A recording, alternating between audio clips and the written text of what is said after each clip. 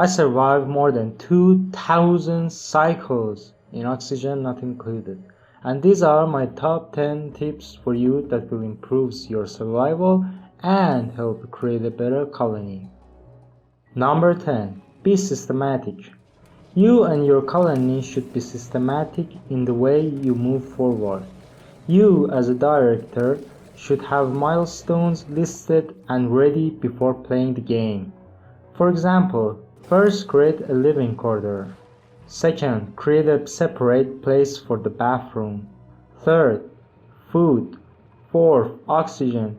This way you know your objectives and goals and act toward reaching them. If you act without a certain goal in mind, you deplete your colony's resources, such as oxygen, food, much sooner than you think. And that gets you in trouble. You died! Number 9. Shut them in. After creating your goals, the first thing to do is to create a large living quarter, the size of your preference. For example, for 20 or 30 duplicants, and wall it off with 2 exit points and some free space for creating stress relievers like massage rooms and oxygen providers like oxygen diffusers. This way you have full control over the passage of duplicants, the amount of oxygen, gas types in the air, and more. Number 8. Foolproof airlocks. Are you tired of airlocks that suck? Sadly, manual and mechanized airlocks don't completely prevent gases from flowing through, and normal pneumatic doors don't do anything to stop them. But it isn't the end of the world. There are ways to tackle this problem. My simplest method is to create a vacuum walkthrough. This way, air would not transfer between your closed-off area and the outside. However, the downside of this approach is that when your duplicants touch the liquid, they receive a negative stat called sopping wet, which adds 20% stress per cycle and lasts for 0.2 cycles. You should also be mindful of the liquid that you use. It might get evaporated or freeze, and in both cases, air would easily transfer. If you don't like this idea, you can use multiple mechanized or manual doors in a row. This works because when a door closes, it removes the gases in that particular area. And this is a airlock as well, but it also removes the possible oxygen from your closed off area too. Number 7. Useless for now. In the beginning, after you create a temporary but self-sufficient living station and carefully shut the airflow with an airlock, you don't have to be worried about extra resources. Don't stress about annoying hydrogen, natural gas, water, or polluted water ruining your colony. Most importantly, don't try to chase after small amount of gases to create electricity. Since you're not worried about the oxygen in your living quarters, you can open surface blocks and let the extra gases to deplete. Then close off the surface. Number 6. Pause and slow. It may be really basic, but it's very important. Whenever you find trouble, don't hesitate to pause with the default key space to identify the sources of your issues and build blueprints ahead of time. Then play the game at a slow pace, because you might have made a wrong judgment somewhere along the line, and you need to act fast and precise about it. Number 5. Geysers, vents, and volcanoes. The only way to obtain new resources such as water and metals is through geysers, vents, and volcanoes. For beginners, I advise against opening them at all. These elements remain dormant indefinitely if you do not mind the surrounding. You can always activate them whenever you feel like it. Some geysers might be active from the start, for example this steam geyser. For this type, all you have to do is to make them dormant. Geysers, vents, and volcanoes become overpressured if the output area is blocked, and they no longer produce materials or heat. If you want to reactivate them, just remove the materials that are overpressuring them. like emptying a pipe in real life.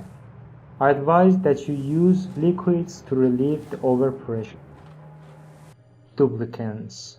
At the start of a new world, choose 3 duplicants who excel in mining, building, or research. For a smoother and more efficient colony, avoid selecting those with farting or loud sleeper traits, as they can be quite troublesome. They disrupt your surroundings and require significant time and effort to manage. Other negative traits are not as detrimental as those two. Always monitor duplicants' morale, because if the total morale percentage reaches 50 or more, problems arise that need addressing promptly. Often they may struggle to use bathrooms or find themselves in a difficult situation, but as long as they have oxygen, there is no major alarm. The second important aspect is skills. Always aim to assign a few skills to each duplicant, as this affects their morale. Hover the cursor over the duplicant's bar to view the skills of each individual and invest in their strengths. Assign the appropriate skill sets to the right duplicants. For example, give digging skills to those who excel at excavation, or building skills to those who are good at construction. If you have extra skill points and morale and have completed the individual duplicant's skill set, consider investing in supplying, suit wearing, strength, and researching, as these improve the overall efficiency of the individuals. Number 3. Gases in builds. Gases are like a double-edged sword. They can either assist you or hinder you. When organizing a gas chamber or a gas geyser, you should be prepared for possible outcomes and take measurements beforehand, as they flow quickly into the atmosphere. Measurements such as temperature, mass, collaboration between your gas and others, and most importantly, the flow of the gas, as well as exit points where your gas might escape. Number 2. Walkways. A few good tips for transportation in early cycles are: Number 1. Use ladders instead of tiles.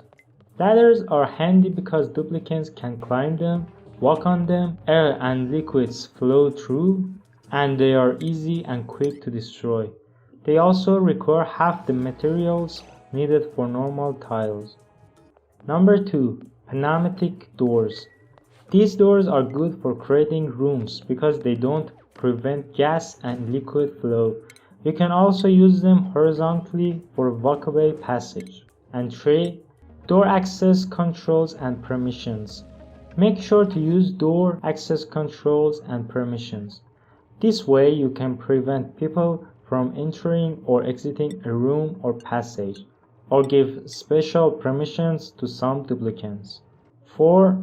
Main roads. Create some main roads, for example 2 main roads on either side of your living quarters, leading up to the surface and to the bottom. And when you get some plastics, focus on upgrading those main roads first and then other ladders or paths. Number 5.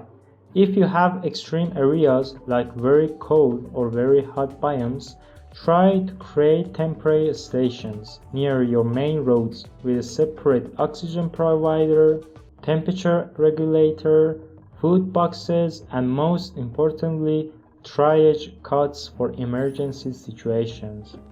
And last but not least, number 1. Vacuum. The most important tip and experience that has saved me countless times is to create vacuum areas. Creating vacuum areas can prevent heat and other substances from transferring with each other. For example, to create what I like to call a thermal stabilizer, which cools down temperature and generates more electricity, I create a 1 block wide vacuum space surrounding it to prevent extra temperature transfer. Another example is my natural gas geyser, which doesn't transfer its 150-degree heat that new natural gases produce with my main colony. With some calculations, I can easily transfer all the heat to another location. So can you. Thanks for watching my first video in my channel.